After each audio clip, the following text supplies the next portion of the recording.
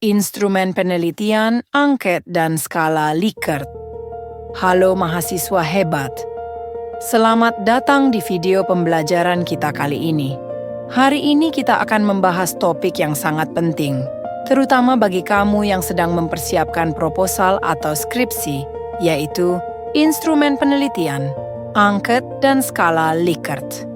Coba bayangkan ya, kamu sudah punya ide penelitian yang keren, teori yang matang, dan bahkan sudah menentukan variabel penelitianmu.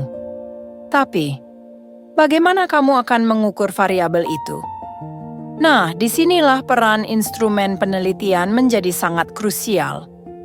Instrumen penelitian adalah alat utama untuk mengumpulkan data.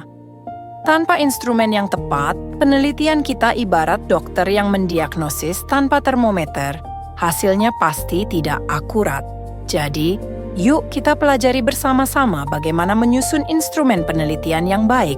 Mulai dari menentukan variabel, dimensi, indikator, hingga menyusun butir pertanyaan dengan model skala Likert. 1. Apa itu instrumen penelitian? Nah, sebelum kita masuk ke teknis penyusunan, kita pahami dulu, apa sih yang dimaksud dengan instrumen penelitian? Menurut Sugiono, instrumen penelitian adalah alat ukur untuk mendapatkan data penelitian. Sedangkan Arikunto mengatakan bahwa instrumen adalah alat bantu agar kegiatan penelitian bisa berjalan lebih mudah dan hasilnya lebih akurat. Artinya, instrumen penelitian itu seperti jembatan antara teori dan data. Kalau kamu ingin meneliti motivasi belajar mahasiswa, kamu tidak bisa sekadar bertanya secara umum. Kamu perlu alat ukur yang konkret, misalnya berupa daftar pernyataan yang bisa menunjukkan seberapa besar motivasi itu. Dan alat ukur yang paling populer dalam penelitian kuantitatif adalah angket atau kuesioner. Apa itu angket baik? Sekarang kita bahas tentang angket. Angket atau kuesioner adalah daftar pertanyaan tertulis yang diberikan kepada responden, agar peneliti bisa mendapatkan informasi sesuai dengan tujuan penelitian. Menurut Kerlinger, angket itu digunakan untuk menggali informasi tentang diri seseorang atau hal-hal yang ia ketahui. Kelebihan angket adalah efisien, bisa disebarkan ke banyak orang sekaligus, hemat waktu, dan hasilnya mudah diolah secara statistik. Tapi ingat ya, kelemahannya, responden kadang bisa asal menjawab. Maka dari itu, pertanyaannya harus jelas, tidak membingungkan, dan disusun dengan bahasa yang mudah dipahami. Apa itu skala Likert? Nah, di dalam angket, kita sering menggunakan skala Likert. Siapa yang menciptakan? Seorang ahli bernama Rensis Likert pada tahun 1932. Skala ini digunakan untuk mengukur sikap, pendapat, atau persepsi seseorang terhadap fenomena sosial. Kelebihannya sederhana, mudah dipahami, dan bisa digunakan untuk mengukur sejauh mana seseorang setuju atau tidak setuju terhadap suatu pernyataan. Biasanya terdiri dari 5 pilihan jawaban: sangat tidak setuju, netral, setuju, dan sangat setuju. Setiap jawaban diberi nilai, misalnya 1 untuk sangat tidak setuju hingga 5 untuk sangat setuju.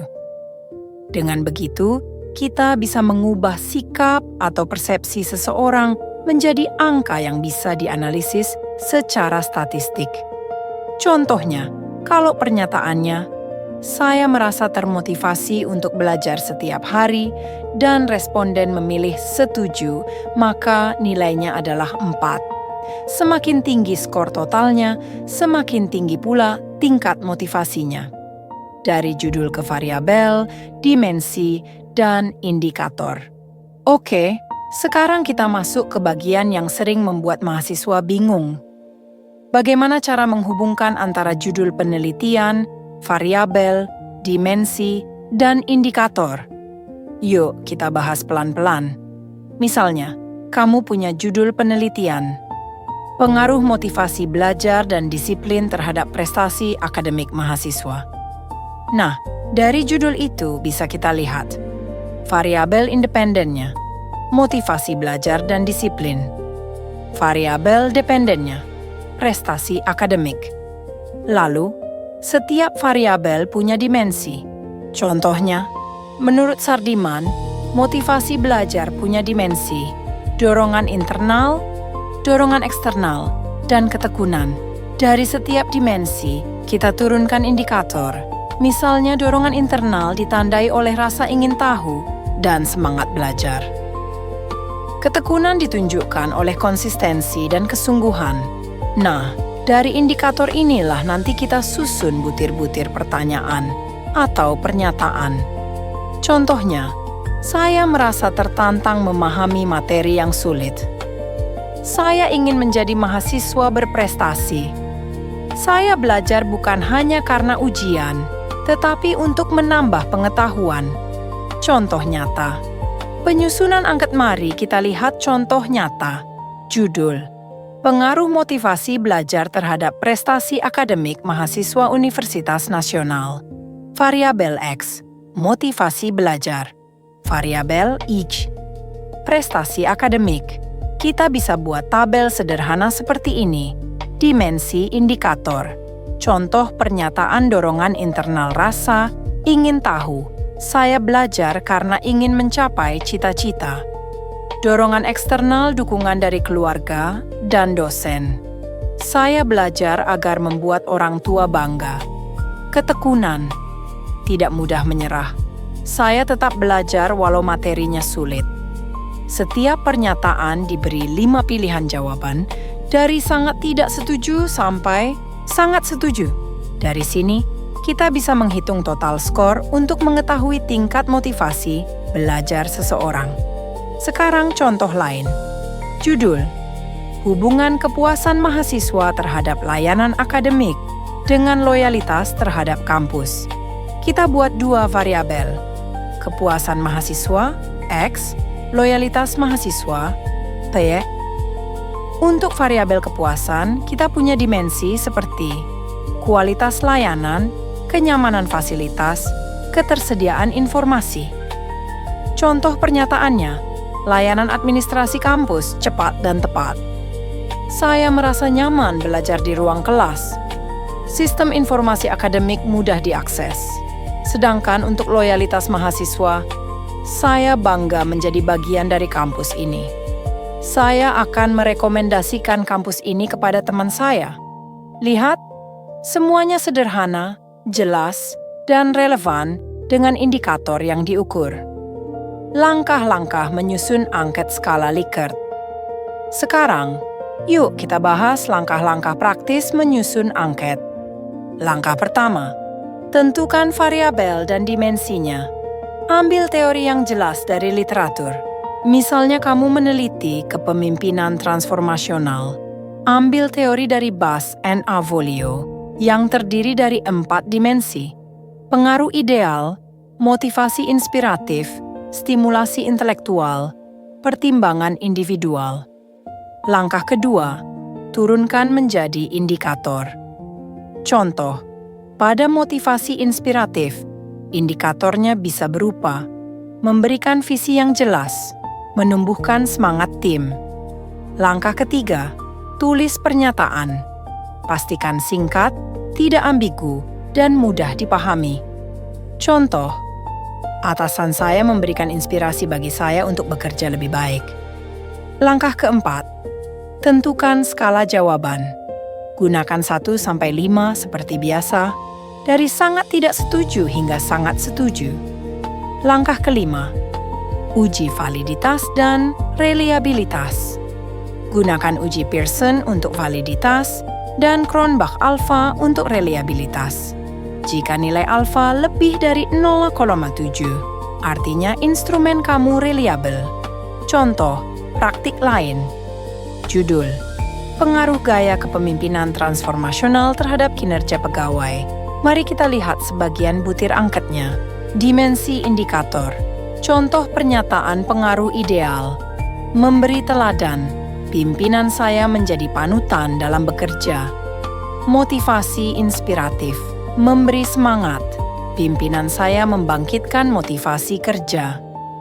stimulasi intelektual, mendorong ide baru. Pimpinan saya menantang saya berpikir kreatif.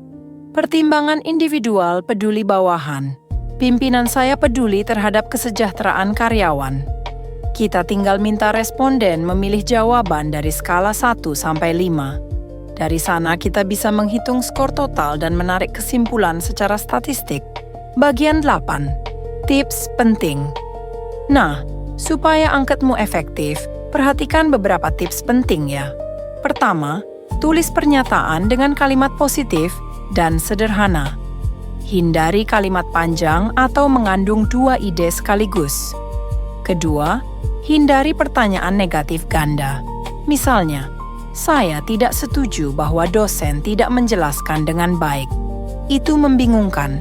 Ubah saja menjadi, dosen menjelaskan materi dengan baik. Ketiga, imbangi antara item positif dan negatif, agar responden tidak menjawab asal setuju saja. Keempat, pastikan semua item benar-benar sesuai indikator. Jangan ada yang keluar dari konsep yang kamu ukur. Dan yang terakhir, gunakan bahasa yang sesuai dengan tingkat respondenmu. Kalau respondennya mahasiswa, gunakan bahasa kampus yang familiar, jangan terlalu teknis. Cara menyusun tabel operasional variabel. Agar lebih sistematis, buat tabel operasional seperti ini. Variabel dimensi indikator skala. Nomor item motivasi belajar, dorongan internal rasa, ingin tahu Likert. Kuasau 5. 1.3. Dorongan eksternal dukungan sosial Likert. 1.5.4.6. Ketekunan konsistensi belajar Likert. 1.5.7.9. Dengan tabel ini, kamu akan lebih mudah menjelaskan logika hubungan antara teori dan data, baik di proposal maupun di skripsi. Interpretasi hasil skala Likert. Kalau semua data sudah terkumpul, bagaimana cara menafsirkannya? Cukup mudah. Setiap responden punya skor total dari seluruh pernyataan. Misalnya ada 10 item, dengan skala 1 sampai 5, maka skor maksimal adalah 50. Semakin tinggi skor, semakin tinggi pula sikap atau persepsi yang kamu ukur.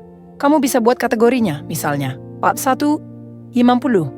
Sangat tinggi 31/40, tinggi 21/36, sedang 11/20, rendah 10 ke bawah, sangat rendah. Dengan begitu, hasil penelitianmu bisa dibaca secara kuantitatif dan mudah dianalisis menggunakan statistik deskriptif maupun inferensial. Kesalahan umum yang harus dihindari. Sebelum kita akhiri, ada beberapa kesalahan umum yang perlu kamu hindari. Pertama, membuat item yang tidak sesuai indikator. Kedua, menulis kalimat yang ambigu atau terlalu umum. Ketiga, tidak melakukan uji coba instrumen sebelum disebar. Dan keempat, jumlah item yang terlalu sedikit. Ingat, minimal tiap variabel punya 9-15 item agar hasilnya stabil. Penutup.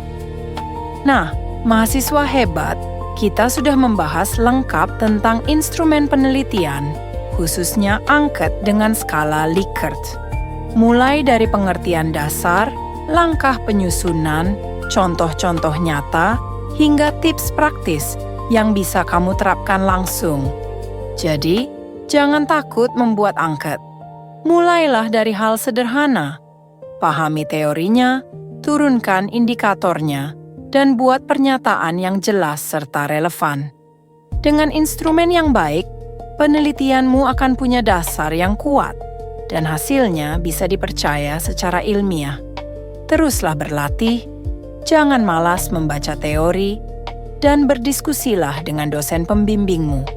Karena penelitian yang baik lahir dari proses yang teliti, bukan tergesa-gesa. Sampai jumpa di video pembelajaran berikutnya. Salam riset dan semangat belajar. Terima kasih telah menonton video ini, semoga bermanfaat dan jangan lupa like dan subscribe channel ini agar Anda tidak ketinggalan update sesi berikutnya. Salam sehat dan salam sukses semuanya. Wassalamualaikum warahmatullahi wabarakatuh.